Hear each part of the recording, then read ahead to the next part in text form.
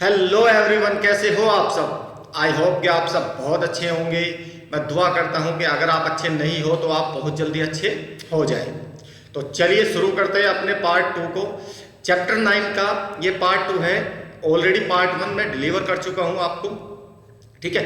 Part 1 में आपने जो सीखा, पार्ट 1 में आपने सीखा जो पहला पॉइंट था, 1000 पोटेंशियल कस्टमर्स की पहचान करना। कितना? 1000 जो आपके स्टार्टअप में जो आपका प्रोडक्ट या आपकी सर्विस या आपके सॉल्यूशन को परचेज करेंगे, जो पोटेंशियल कस्टमर है आपके, जो कस्टमर बन सकते हैं, ठीक है, उनकी पहचान करना, ये आप ऑलरेडी सीख चुके हो। इसमें आपने जो दूसरा पॉइंट सीखा था वो सीखा था कि जब भी आप नए प्रोडक्ट को लेके जाते हो, सपोज मान लो कोई भी नया प्रोडक्ट या नई सर्विस या नया कोई सॉल्यूशन आप मार्केट में लेके जाते हो, तो इतनी जल्दी लोग अवेयर नहीं होते, इतनी जल्दी टेस्ट नहीं करते, तो उसमें थोड़ा सा टाइम लगता है। ये ऑलरेडी पॉइंट 1 में मैंने कवर किया था। पार्ट 1 में 1000 कस्टमर मैंने आपको बोला था, 1000 कस्टमर का लक्ष्य रखेंगे तो आपको कुछ ना कुछ ग्राहक यहाँ से मिल जाएंगे। 100% डेफिनेटली श्योर है कि अगर आप 1000 कस्टमर का, पोटेंशियल कस्टमर्स का डेटा अपने पास रखते हो, यहाँ से आपको कुछ ना कुछ ग्राहक 100% मिलेंगे। वो 10% भी हो सकते हैं, 20% भी हो सकते हैं, 30% भी हो सकते हैं, लेकिन डेफिनेटली आप यहाँ से खाली हाथ नहीं जाओगे। ठीक है। अब यहाँ से जो इंटरेस्टिंग जर्नी होती है, आपकी स्टार्टअप की जो जर्नी होती है वो शुरू हो चुकी होती है, क्योंकि ऑलरेडी आप चैप्टर 8 में बहुत सारी चीज़ें सीखी आपने, बहुत सारी चीज़ें समझी आपने। यहाँ से आप कदम रुक चुके हो अपनी स्टार्टअप की जर्नी में, तो ये बहुत ज़्यादा इंटरेस्टिंग हो जाएगा। तो ये पॉइंट 1 था जो मैंने आपको पार्ट 1 में क्लियर किया था। अब हम चलते हैं पॉइंट 2 पे। पॉइंट 2 में मैंने आपको बताया होगा कि भाई कस्टमर पर्सोना बनाना है ना। कस्टमर पर्सोना प्रोडक्ट के हिसाब से बनता है, यूजर प्रोफाइल को देख के, कस्टमर की पर्सनैलिटी को देख के बनता है, और उस कस्टमर पर्सोना के हिसाब से ही अब आपको यहाँ पे आइडेंटिफाई करने हैं तुम्हारे कस्टमर्स। ठीक है। आपको ये जानना है कि जो मैंने पर्सोना क्रिएट किया था, जो मैंने पर्सोना बनाया था, जिन जिन पॉइंट्सों को लेके मैंने पर्सोना बनाया था, क्या ये पोटेंशियल कस्टमर उसमें फिट बैठ रहे हैं, ये आपको ध्यान रखना है। और ये आपको बहुत ज़्यादा ध्यान रखना है, क्योंकि यहाँ से क्या होगा ना, यहाँ से आपका प्रोडक्ट ज़्यादा से ज़्यादा सेल होने की पोटेंशियल या संभावनाएं बढ़ जाती हैं। तीसरा पॉइंट जो है इंपॉर्टेंट, वो है इंक्रीज कॉन्फिडेंस। मतलब अगर मैं बात करूं, आपने जो प्रोडक्ट बनाया, ठीक है, उसके ऊपर आपका कॉन्फिडेंस फुल और जबरदस्त होना चाहिए। कॉन्फिडेंस, लो कॉन्फिडेंस के साथ आप कोई भी प्रोडक्ट या कोई भी सर्विस मार्केट में सेल नहीं कर सकते, क्योंकि अभी आपकी स्टार्टअप जर्नी है, अभी आपने शुरू किया है, तो हो सकता है आपको कुछ ऑब्जेक्शन आए, हो सकता है आपको कोई दिक्कत आए, हो सकता है आपको हेजिटेशन हो, आप प्रॉपरली अच्छे से बात ना कर पाए, आप प्रॉपर अच्छे से प्रेजेंटेशन ना दे पाए अपने प्रोडक्ट और अपनी सर्विस के बारे में। ठीक है, कोई दिक्कत नहीं है, बट कॉन्फिडेंस आपका हाई होना चाहिए अपनी वैल्यू प्रपोजिशन के ऊपर। आप जो वैल्यू डिलीवर कर रहे हो कस्टमर्स को इस प्रोडक्ट के थ्रू या इस सर्विस के थ्रू या इस सॉल्यूशन के थ्रू, उसमें आपका कॉन्फिडेंस कहीं पर भी लो नहीं होना चाहिए। ठीक है, क्योंकि आपने बहुत मेहनत करके प्रोडक्ट बनाया, बहुत मेहनत करके ये सर्विस बनाई, या बहुत मेहनत करके आपने ये सॉल्यूशन बनाया। हो सकता है आपको 6 महीने लगे हो, 3 महीने, 6 महीने, 1 साल लगा हो, या हो सकता है इससे ज़्यादा टाइम भी आपको लग गया हो इस प्रोडक्ट को यहाँ तक लाने में।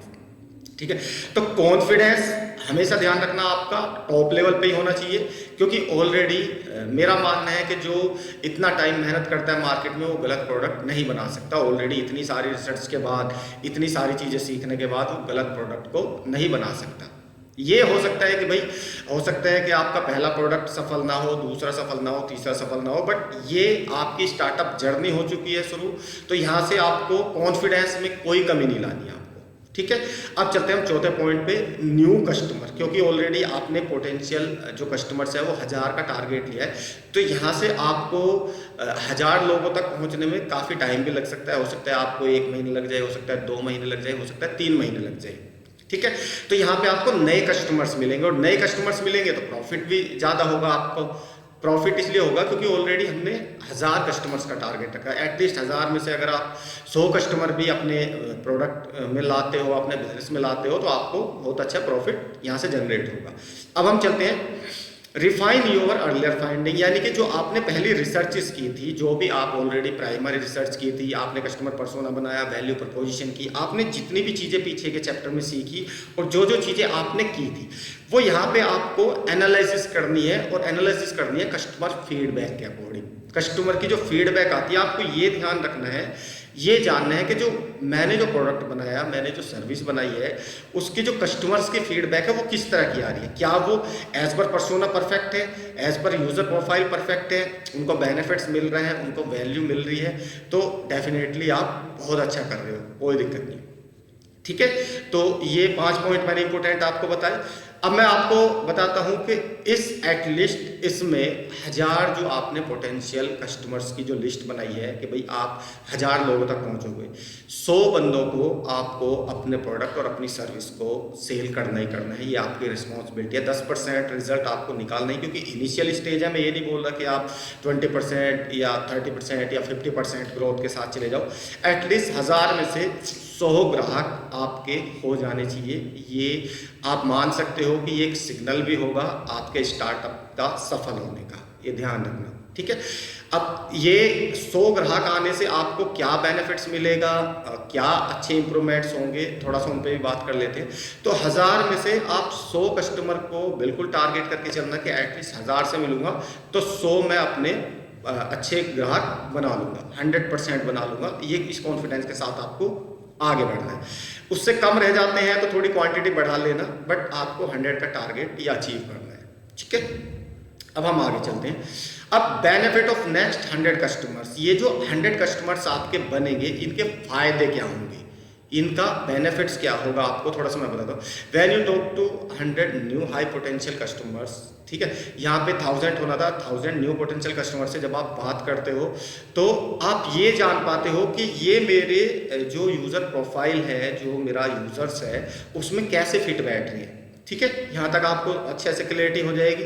अब यहाँ पे पोटेंशियल बनती है आपकी हाई प्रोबेबिलिटी ऑफ सक्सेस, यानी कि अगर आप इतना कर लेते हो तो यहाँ पे आपको ये भरोसा हो जाता है अपने प्रोडक्ट पे, खुद के ऊपर, कि मैं एक अच्छा और सफल बिजनेस शुरू कर चुका हूँ। ये आपको पूरा भरोसा हो जाता है, क्योंकि 100 कस्टमर लाना एक बहुत बड़ी अचीवमेंट्स होती है, बहुत तगड़ी अचीवमेंट्स होती है। मतलब अगर आपने इतना कर लिया तो डेफिनेटली आप बहुत अच्छे रास्ते पे और बहुत सही डायरेक्शन में काम कर रहे हो। उसके बाद रिफाइन एग्जिस्टिंग प्रोसेस, जैसे मान लो भाई आपने हो सकता है जो प्रोसेस बनाया है, जो सिस्टम बनाया है सेल्स का, बात करने का, या जो भी आपके एग्जिस्टिंग सिस्टम्स है, जो ऑलरेडी प्रोसेस है जिसके थ्रू आप चल रहे हो, ठीक है, जो SOPs आपने अपने लिए बनाया, उसमें अगर उसको रिफाइन करना है, उसको इम्प्रूव करना है, तो वो भी आप साथ के साथ करते रहना। क्योंकि आगे मार्केट जो है ना, आपने जो टाइम कैलकुलेट किया था वो बहुत बड़ा है, अभी आपने शुरुआत की है, तो यहाँ पे ही इसको रिफाइन कर लेना, इसको प्रोसेस को अगर सही करना हो, मजबूत करना हो तो वो कर लेना। उसके बाद निगेटिव फीडबैक, क्योंकि अभी आपकी शुरुआत है, तो देखो 2 तरह की आपको फीडबैक मिलेगी, एक पॉजिटिव और एक निगेटिव। जो पॉजिटिव है वो आपके लिए वेल एंड गुड है, उससे आप तो हैप्पी हो जाओ ऑलरेडी, क्योंकि ऑलरेडी अच्छी फीडबैक है। लेकिन अगर निगेटिव फीडबैक आती है तो आपको क्या करना है। निगेटिव फीडबैक की अगर मैं बात करूं तो ये गुड फीडबैक से भी बहुत ज़्यादा बेहतर होती है। इसका रीज़न क्या होता है कि निगेटिविटी या निगेटिव फीडबैक जो बंदा देता है ना, वो इम्प्रूवमेंट चाहता है, वो सुधार चाहता है, किसी में भी हो सकता है, वो प्राइस में सुधार चाहता हो, वो आपके प्रोडक्ट की क्वालिटी में सुधार चाहते हो, वो आपकी सर्विस में सुधार चाहता हो, या वो किसी और चीज़ की डिज़ायर रखता हो, चाहत रखता हो कि भाई इस प्रोडक्ट को अगर इस तरीके से ना करके इस तरीके से हो जाए तो बहुत अच्छा रहेगा। तो वो फीडबैक आपके लिए बहुत ज़्यादा वैल्यूबल रहेगी। बट ये ध्यान रखना, किसी निगेटिव फीडबैक के अकॉर्डिंग आप अपना पूरा का पूरा प्रोसेस गलती से भी चेंज मत कर देना। कभी आप प्रोडक्ट को ही चेंज करने के पीछे लग जाओ, पूरे प्रोसेस को ही चेंज करने के पीछे लग जाओ, तो ऐसा गलती से मत करना। हाँ, हल्का फुल्का जो भी फीडबैक निगेटिव आता है उसको इम्प्रूवमेंट्स करने पे आपको जोड़ देना।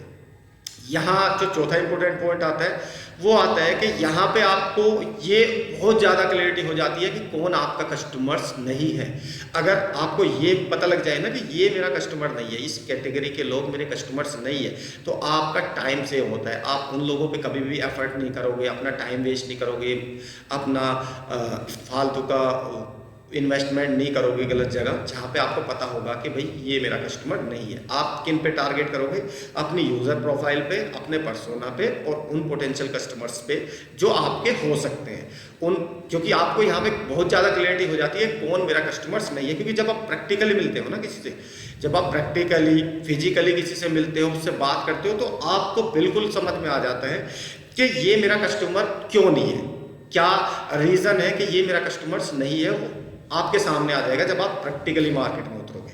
ठीक है, अब चलते हैं इम्प्लीमेंटेशन ऑफ नेक्स्ट कस्टमर्स। आपको इम्प्लीमेंट्स क्या क्या करने हैं, क्या क्या इम्प्लीमेंट्स आपको करने हैं इन 100 कस्टमर्स पे, जहाँ से आपको आपका जो बेस होगा ना, जो नींव होगी, वो बहुत मजबूत हो जाएगी। तो ये इम्प्लीमेंटेशन आपके लिए बहुत ज़्यादा ज़रूरी है और बहुत इम्पोर्टेंट है। तो इसको मैं आपको पार्ट 3 में डिलीवर करूँगा। पार्ट 2 के लिए इतना ही जितना आपने सीखा ये आपको कल डिलीवर किया जाएगा।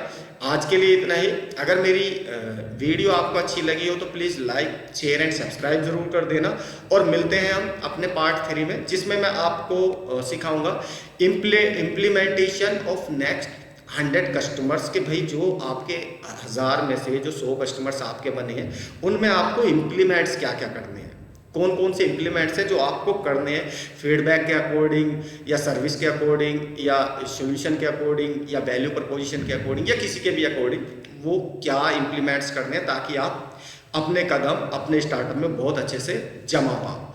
तो आज के लिए इतना ही। Thank you very much. मिलते हैं फिर नेक्स्ट पार्ट में, पार्ट 3 में, जो ऑलरेडी आपको कल डिलीवर होगा। ठीक है, तो thank you very much. Thank you.